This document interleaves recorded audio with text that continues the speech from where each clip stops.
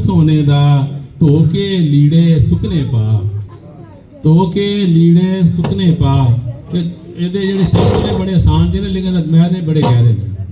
ਲੈ ਕੇ ਨਾ ਰੱਬ ਸੋਨੇ ਦਾ ਧੋ ਕੇ ਲੀੜੇ ਸੁਕਨੇ ਪਾ, ਭੁੱਲ ਕੇ ਆਪਣੇ ਸਾਰੇ ਦੁੱਖ, ਭੁੱਲ ਕੇ ਆਪਣੇ ਸਾਰੇ ਦੁੱਖ, ਲੋਕਾਂ ਦੇ ਦੁੱਖ ਝੋਲੀ ਪਾ, ਲੋਕਾਂ ਦੇ ਦੁੱਖ ਝੋਲੀ ਪਾ।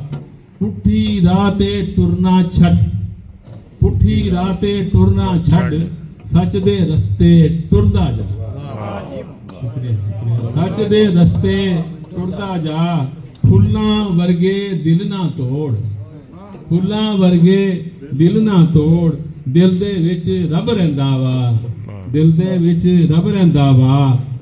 और हक सच दा काम कर तू सदा, हक सच दा काम कर तू सदा। रोटी भावें रुखी खा, रोटी भावें रुखी खा। शुक्रिया। खुश रख रब दी मखलूक, खुश रख रब दी मखलूक। नच नच के तू गानेगा, नच नच के तू गानेगा। और सन चन सूरज उसदे ताबे, चन सूरज उसदे ताबे।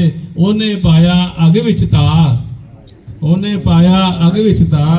और जे होवे ओदा हुक्म, जे होवे ओदा हुक्म।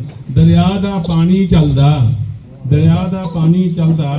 और बदला सानू अमलां दा, बदला सानू अमलां दा। मालिक ने रज के देना, मालिक ने रज के देना। और आखिरी शेर है कि कुर्ता साकब सील है मख।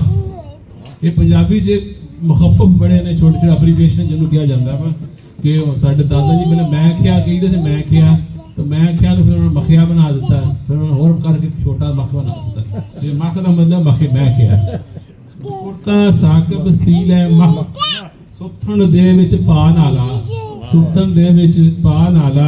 लैके ना रब सोने दा धो के लीड़े सुकने पा।